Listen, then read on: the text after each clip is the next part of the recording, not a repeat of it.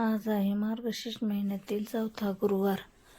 सकाळी उठले ना आंघोळ केली की सगळ्यात आधी चहा पिवासा वाटतो. मग काय ठेवला की चहा. तोपर्यंत अनुचिन भैयाची बघा कशी मस्ती चालू आहे. मग आम्ही तिघेही चहा पिलोत आणि मग भैयाचं शाळेसाठी आवरलं. तो आज खूप खुश होता शाळेत जाण्यासाठी. मित्रांना चॉकलेट घेऊन चालला होता ना. मग त्याला सोडून येतानीच पूजेसाठी थोडीशी फळं आणि पानं घेऊन आली. मग बाकीचं काम तर आता आवरलं होतं. मग म्हणलं चला पूजाच मांडून घेऊ.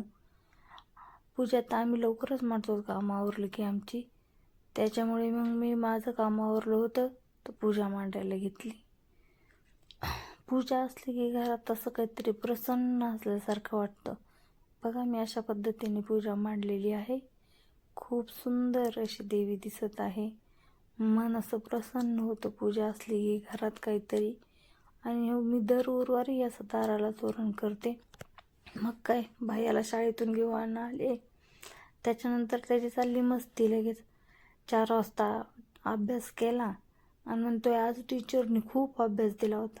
15 दिवस शाळेतून सुट्टी मारली. मग 15 दिवसाचा अभ्यास त्याला एकाच दिवशी करावा लागला. म्हणलं आता स्वयंपाकाचा तर टाईम झालेला आहे. मग वांग्याची भाजी आणि खीर करूत म्हणलं.